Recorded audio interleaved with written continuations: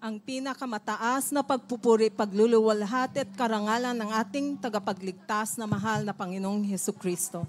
Dobleng paggalang sa ating beloved children, parents in the Lord, ating inaalala ng mga pinagpalang aral at turo ng ating minamahal na ginagalang na Pastor Evangelist Wilde Almeda at mahal na Assistant Pastor Lina Almeda.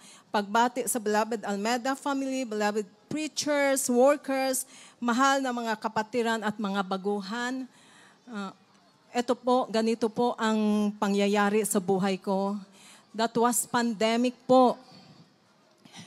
My life began here. And my journey began dahil sa pandemic na yon, merong pagpapala po at meron ding pagsubok. Nandito po ako sa Pinas that time because I'm holding a Bahraini passport po. And ang sabi po ng asawa ko, dalhin mo ang title ng condo natin because I smelled there's a big lockdown. Magla-lockdown po sa pandemic. So yun nga po, dinala ko po ang titulo po ng condo. So pagdating ko po sa Bahrain, agad-agad kinuha ko sa bag ko, binigay ko sa kanya. So hinand over ko yung title ng condo ko po.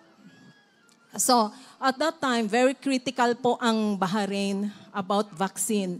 Ngunit po, wala pa ang vaccine, naririnig ko na may tinig na nagsasabi sa akin na huwag kang magpabakuna.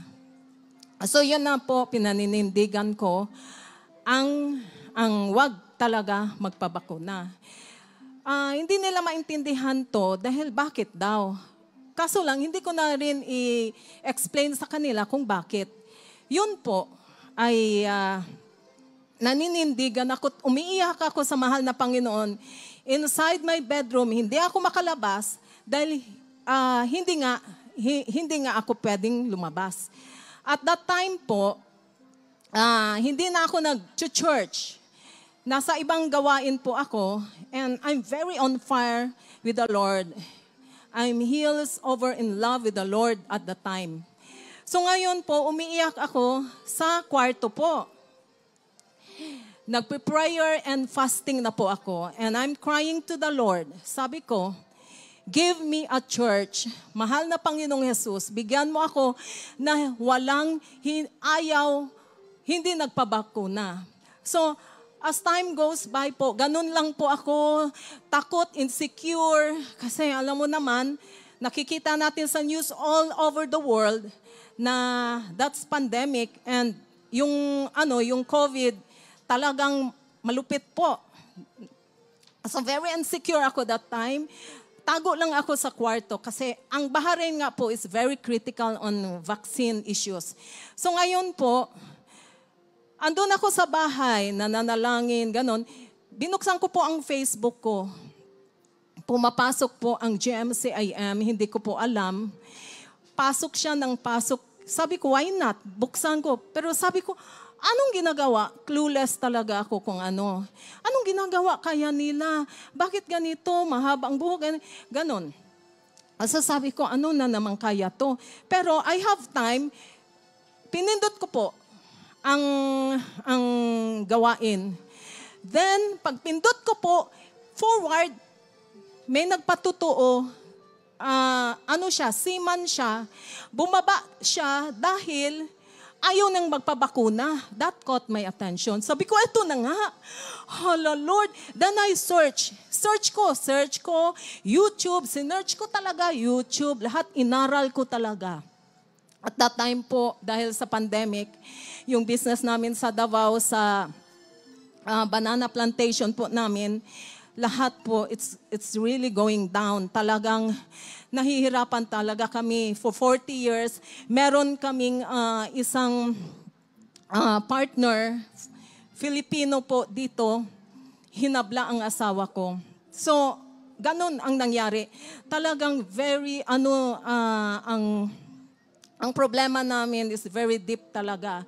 So ngayon, wala kaming magagawa. Talagang ang pagsubok ay talagang sobra-sobra talaga. So ngayon po, na-search ko na, umiiyak kami ng asawa ko, nananalangin kami, ganito.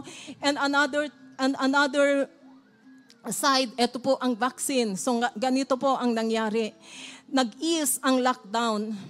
Tapos binigay ko na yung uuwi ako. Sabi ko, beloved, I need to go home. Sabi niya, no, it's dangerous. Sabi ko, pag-iingatan ako ng mahal na Panginoon. Alam ko na po ang mga term ninyo. No? Ginagamit ko at alam ko, I can feel na isa na ako sa inyo dahil sa 6 months, hinahanap ko kayo, sinearch ko kayo, lahat mga testimony, sino kayo, hinanap ko talaga kayo. So, at that time po, balik na po ako dito. I just put my luggage sa condo ko sa BGC. Tapos, nag-waze ako. And it's good timing po. That was Wednesday. April 10, 2022 po. And doon ako, nagpabautismo ako. Then, nagiging awkward. I don't know what I'm going to do dahil awkward talaga. I don't belong here. At saka makulit na po, impatient ako kasi biruin mo, pumasok ako lunchtime, hanggang gabi hindi pa natapos. So I decided, hindi siguro to. Sige na, I decided mainit. I decided not to go back na lang. Eto ngayon, I keep on resisting the Lord. Si Lord naman, ang mahal na Panginoon ay hinahabol ako. Yung isang araw po, nandun ako sa condo, naglilinis ako.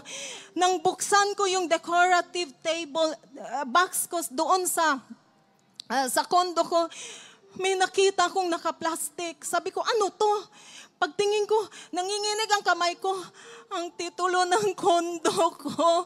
Sabi ko, Praise Lord, the Lord. praise the Thank you Lord, so much, hallelujah. Jesus. Sabi ko, paano nangyari ito? Nanginginig talaga ako. Tinawagan ko ang lawyer ko. Skeptical ang lawyer ko sa mga story. Pumunta kami sa judge. Ang judge, pinagalitan ako. Sabi niya, nandito pa lang pala sa condo. Ang asawa ko, nagtataka. Sabi niya, oh no, kasi nasa kamay niya, no? That was my first miracle. It's just 7 days, hinahabol niya ako, kaya nandito ako. Kaya balik na naman ang utak ko, nandito na naman ako. Mga minamahal, totoo talaga, sabi ko. So eto na naman, hinabla kami ng maraming kaso. Alam mo, dalo lang ako ng dalo. Nagiging crusader po ako kahit saan. Dahil na-in love ako. Nagrabihan na, sobrahan ako. Head over heels in love ako kay Lord. There is Jesus. Natin. Sasabihin ko sana ninyo. Pero ngayon, I'm one of them. Na talagang kahit anong krusada, talagang siyempre, na himala, kamangha-mangha talaga. Yes, hallelujah. Na Praise hindi the Lord. ko nakuha sa buong buhay ko nung wala pa ako dito. Magpe-pray nga ako, ngunit hindi ako tutugunin. Baka next year pa tutugunin. Ngayon, sagot siya ng sagot ang kaso namin, ang kaaway namin, na naghapla sa amin kahit isa. Wala siyang talagang dismiss ang kaso namin. Na-dismiss ng dismiss. Dismiss ng dismiss. 15 counts. Pabalik-balik siya. 15 counts of case dismiss. Sabi ko, mahal na Panginoon, naiyak ako talaga. Sabi ko, noon, walang kasagutan. Bakit ngayon? Ganon ka mangha ang Diyos natin. Maniwala kayo, ako na lang.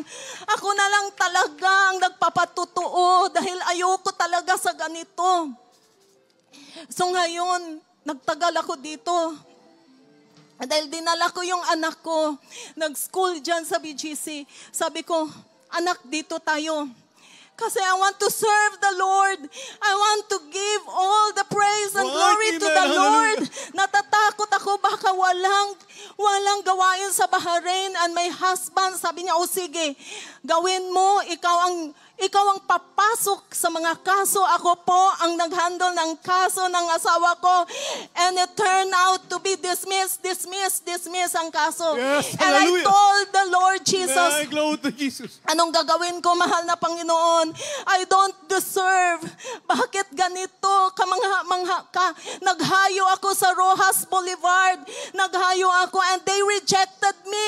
Nire-reject nila ako. Nakatanggap ako ng rejection kasama ng 2 kapatiran natin. Sabi ko nga, Ayoko na. Sabi naman ng isang kapatiran, ate, wag ka naman ganyan. Ang dali mo namang sige lang, wag kang mag-surrender ng ganyan. So pumasok talaga ako sa mga maliliit na bahay hanggang dumami sila. Hanggang ngayon, glory to God. Thank you nandito so na much. kami. Jesus, And I hallelujah. prayed hard kasi nag-iisa na lang ako humahayo. Sabi ko, ang lumpo, nakakalakad. Sabi ko, ganito. I'm so excited to serve the Lord. Talagang kamangha-mangha pala glory to siya. God. Lord, Hallelujah. there is Jesus. Thank you, Lord. Praise the Lord. Hallelujah. And still, I'm here. Dumadami ang sumasama sa akin ngayon. And I thank God. Meron God, tayong hallelujah. preacher. Meron tayong mga adult choir, marami talaga. In Jesus' name, thank you. Ang kapurihan ay para sa Diyos lamang ng ating hari, sa lahat ng hari. The Lord Jesus Christ, our dearest Jesus.